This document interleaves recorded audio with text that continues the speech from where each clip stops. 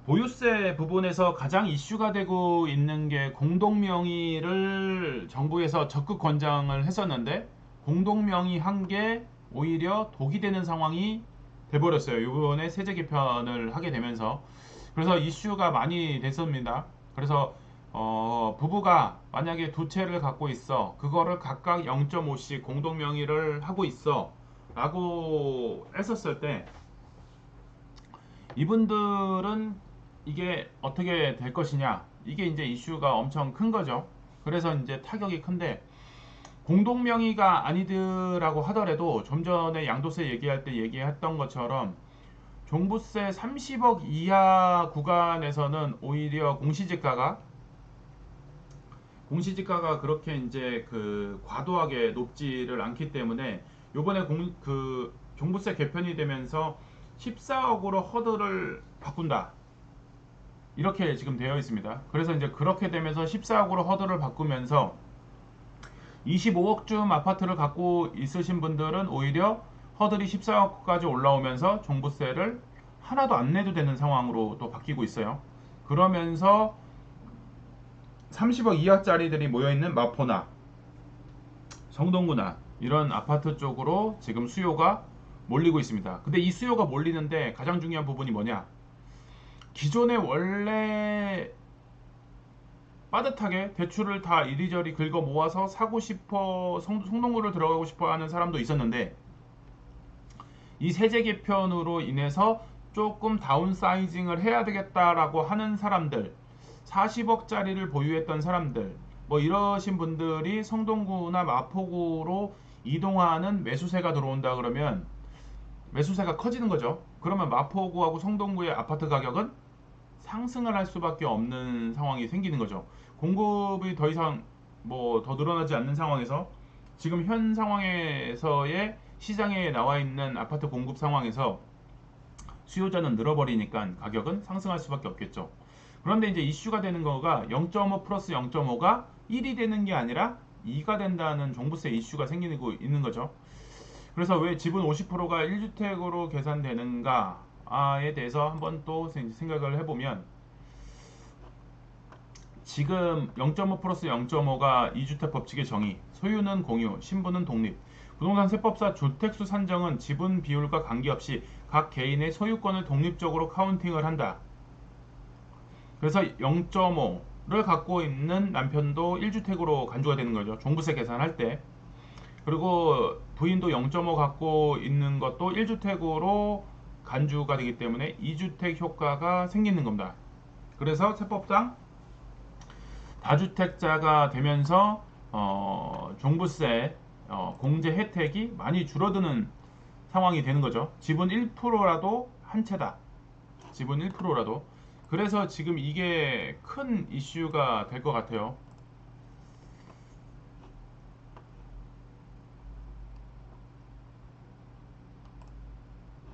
그래서 세제 개편한 공제액의 격차 1세대 1주택 실거주를 하게 되면은 기본공제를 14억을 해주는데 공정시장가액 배율 이제 27년부터 이제 70%로 유지가 되고 세액공제 최대 80% 고령 장기 보유를 하게 되면 1주택자는 일반 세율이 이제 적용이 돼서 세제 혜택이 좀 있습니다.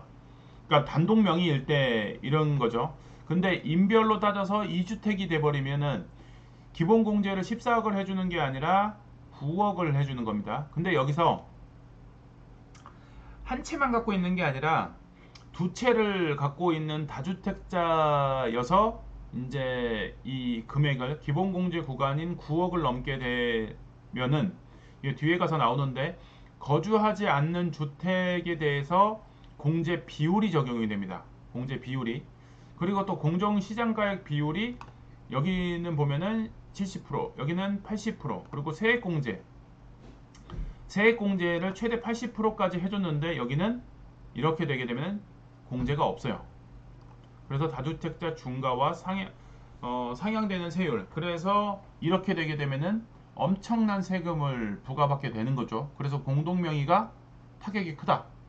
지금 그런 상황이 되는 겁니다. 그래서 이슈가 되고 있는 거예요. 그래서 시뮬레이션을 한번 해봤어요. 어떻게 되는지. 부부 합산 2주택 2주택을 갖고 있다고 쳤을 때 A주택이 12억, B주택이 10억일 때 각각 50%씩 소유한다고 치면은,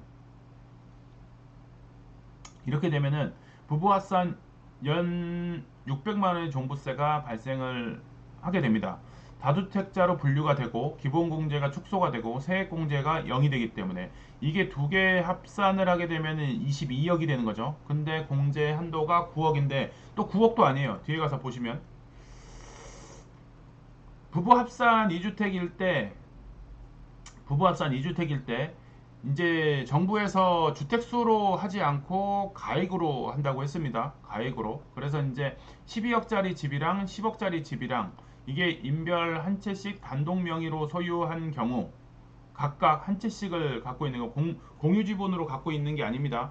각각 갖고 있는 경우에 각각 갖고 있으면은 14억을 해주고, 그리고 공유를 하게 되면은 나뉜다고 했으니까 10억을 해주고, 그러면은 14억을 기준으로 한다 그러면은 여기도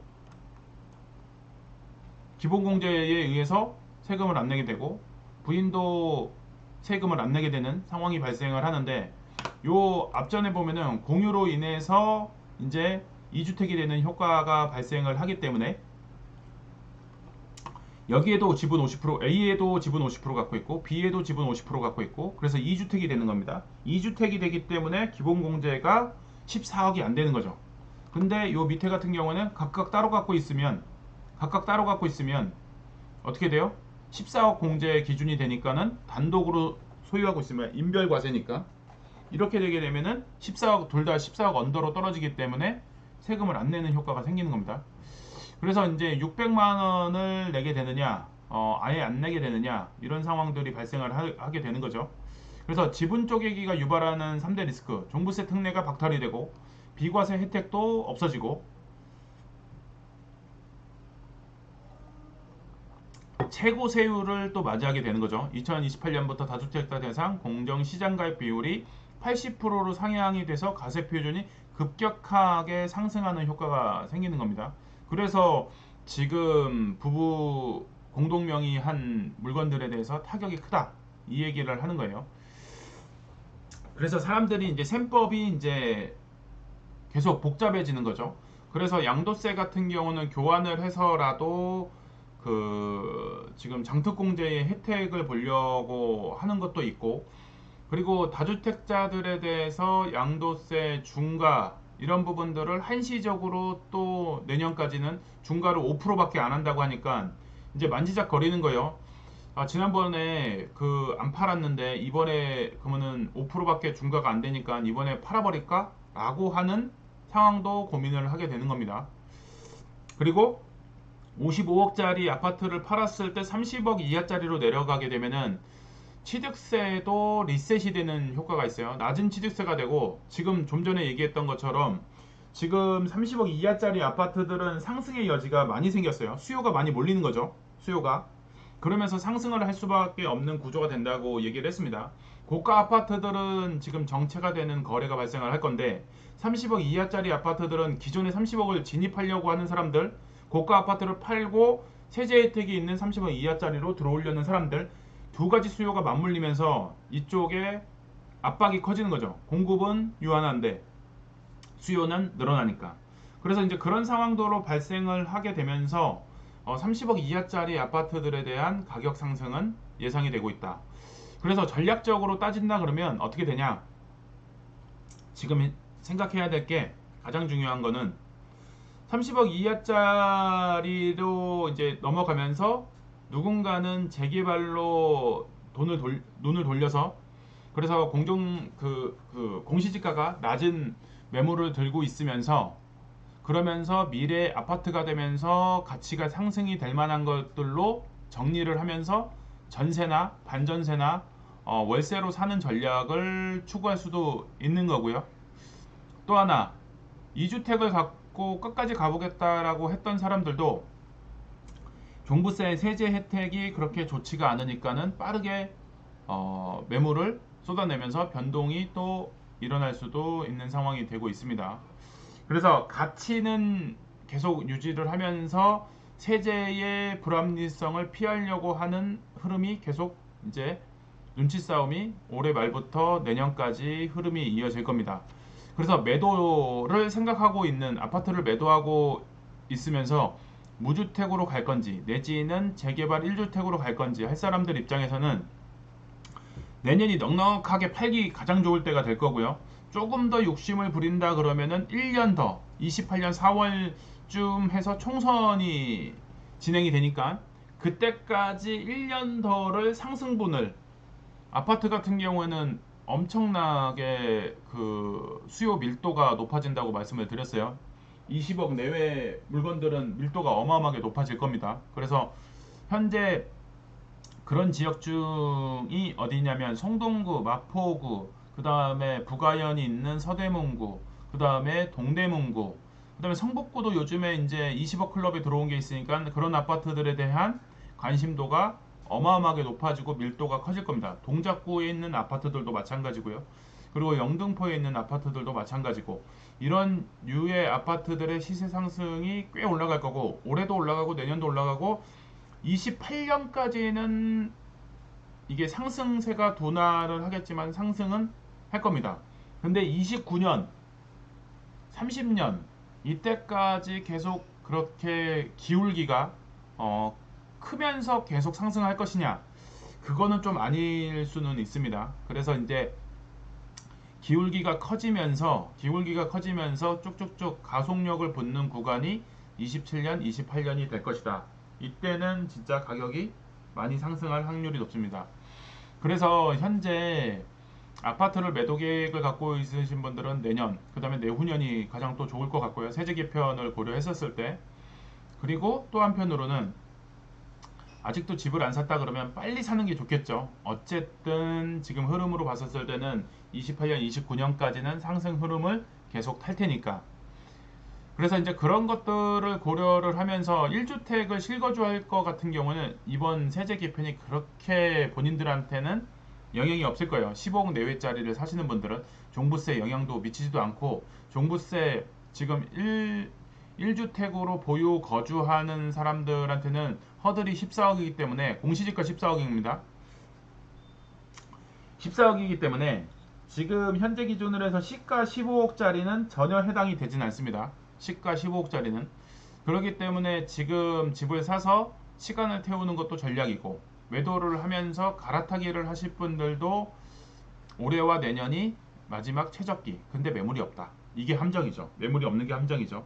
그래서 그러다 보니까는 재개발을 살려는 사람들이 꽤 많다. 이런 부분들도 한번 고민을 좀 해보는 것도 방법 중에 하나가 될 것 같아요.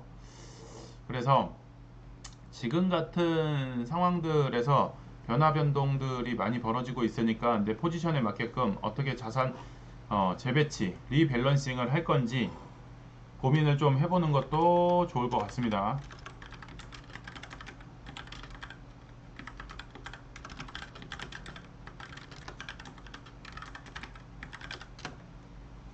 자, 오늘 그래서 이제 종부세하고 이제 양도세, 세제 개편 관련해 가지고 단순히 그렇게 돼서 뭐 고가주택자만 문제다 이렇게만 얘기한 게 아니라 이게 전체 시장에서 어떻게 흘러가는지를 얘기를 해봤는데 지금 이런 세제 개편으로 인해서 전체적으로 이제 그 결론적으로 또 한 가지 말씀을 드리면 전체 시장이 고가주택에서 낮은 중저가 시장으로 흐르는 상황이 발생하면서 여기에 매수세가 많이 몰리는 상황. 이게 누르면서 또 무슨 문제가 생기냐면 제일 이번 세제 개편으로 피해를 본 사람은 임차인들이다. 임차인들은 전혀 그걸 모르고 있어요. 임차인들이 최대 피해를 보고 있는데도 불구하고 그걸 전혀 모르고 있습니다. 왜 임차인들이 최대 피해를 보고 있느냐? 이렇게 됨으로 인해서 전월세가 싹 없어졌어요. 실거주를 하라고 했기 때문에. 그래서 전월세가 없어지니까 가격은 폭등하고 그럼에도 불구하고 그게 아직도 피부에 와닿지 않으신 분들이 있어요. 그리고 설령 월세를 주고 있는 부분도 주인이 종부세가 많이 나오면 월세를 많이 올리게 됩니다. 종부세를 내기 위해서. 예.